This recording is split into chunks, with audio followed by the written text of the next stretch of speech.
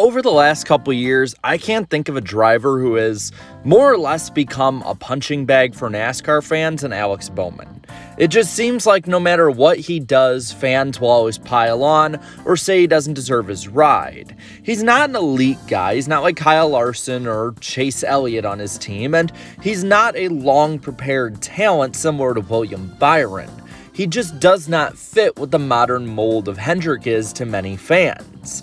And he's consistently the third or fourth best performing driver at Hendrick. Even in his breakout season, it wasn't like he was consistent enough to beat the likes of Kyle Larson and Chase Elliott week in and week out. Even so, he does seem to be safe in his current ride. His contract for Hendrick Motorsports lasts through 2026, so at least 3 more seasons at the team, and Ally Financial is signed for 5 years through 2028. And from what it seems like, they very much enjoy the deal that they have with Hendrick and enjoy having Alex Bowman as their driver.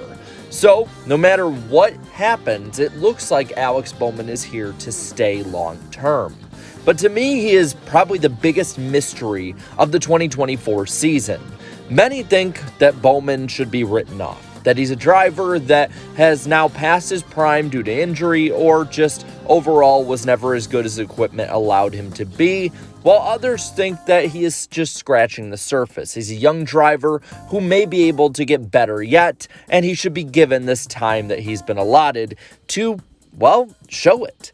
And to me, I want to look at both sides of this because I think Bowman in 2024 could be somebody who makes a round of 8 or could be somebody who is outside of the playoffs entirely, which for a good driver and a good team is very difficult to do nowadays. So going to the positive first, I think Bowman has the ability to be the comeback driver of the year. He has relatively at this point had a good career before the 2023 season. He locked himself in the playoffs in 2018 all the way through 2022, and he got multiple wins in that time as well.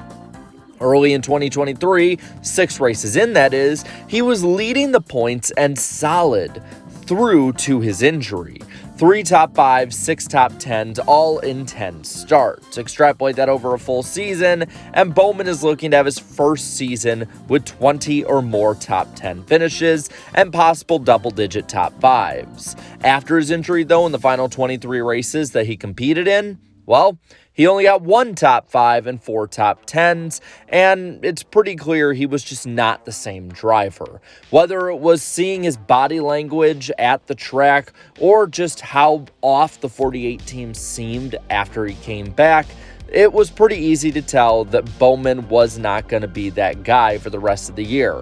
We've seen it before with Denny Hamlin in 2013, where he just was not the same guy until the end of the season, and even then, the next couple years, it took a while for him to get back to his normal elite form. Let's not act like 2014 was the greatest year ever for Hamlin. But I do think that if Bowman is at 80% or even 90% of the way back, that he should be solidly into the chase and at his normal numbers. There's no reason to think with the equipment that he has, he won't be able to be a playoff caliber guy. And with Blake Harris as crew chief, I think that that's even more possible. Harris had come over from front row, and he was the crew chief who really helped Michael McDowell in 2022 come forward to the point that he is now as a pretty solid borderline playoff driver and team with that 34 team. With 2 top 5s and 11 top 10s in the 2022 season, as well as a 15.8 average finish, it was pretty clear that they had taken a step. And while McDowell did perform around there the next year, I do think that Harris had something to do with it, and you can't discount what possibly the notes he left behind would have entailed in that redemption or at least surge up.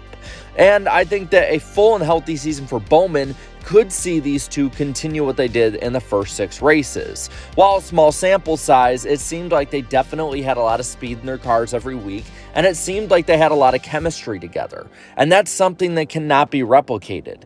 Yeah, it didn't work out the 23 races after that, and while it did seem to taper off just a little bit through 10 starts instead of 6, still, he should be able to have that. And the biggest thing for Bowman that is on his side is he is a Hendrick Motorsports driver. Hendrick is routinely a top 3 team every year, and they have a winning culture. And the thing that I really like about Hendrick Motorsports in their past, and I think they can continue to do in their present and future, is that they have worked drivers out of slumps before. Drivers like Mark Martin, Jeff Gordon, Dale Earnhardt Jr., Casey Kane, all have been worked out of slumps before at Hendrick Motorsports and turned back to winning drivers. Now, those are Hall of Fame caliber drivers, but still there is that baseline that they know what they're doing and that they have support behind him.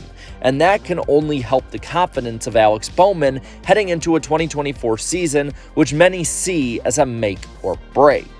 But how could he break instead of make in this season? Because there is a very real chance that Bowman flounders and he's just not the same guy. Or even if he does make the playoffs, he's only making it as one of the guys to get eliminated in the round of 16. Back injuries are not all the same, and they will affect anyone, obviously, but long-term as well. Luckily, he is a younger driver, so he may be able to heal better from that, but Denny Hamlin wasn't that old when he had a back injury, and it took a while as well, too. So I think that is something that needs to be monitored heavily. If he continues to flounder around the entire season, questions need to be asked, but if he is able to improve as the season goes on, that's something that can really help him on his side. The other problem is while Alex Bowman has consistently made the playoffs, he has been inconsistent in his career compared to other top drivers, including his teammates. And Bowman has never had a season with 20 or more top 10 finishes, which in a lot of ways is a benchmark for who is having really great years. So he is definitely going against statistics as well as just an injury altogether. I think while there are less reasons why he could do worse, they are bigger reasons and have a bigger impact. There is a very real chance that Bowman just continues to be irrelevant and might be the only Hendrick Motorsports driver to not win a race in 2024, as well as not make the playoffs entirely. Personally, I think he makes the playoffs. While I don't think he is going to be winning 4 races, I do think he could win a race or 2. The cars are good, Bowman is improving, he has a great crew chief and a great team, and it's just kind of a crapshoot nowadays with the next gen as so many drivers win nowadays. But that's just what I think. Now, I want to know what you think. How do you think Alex Bowman performs in 2024? Do you think it's really good, bad, maybe in the middle, or just what he was doing before? Let me know down in the comments below. And while you're at it, leave a like on this video, share this video, and subscribe to this channel for more great NASCAR content. Thank you so much to all my channel members for your continued support. And until next time, have a good one.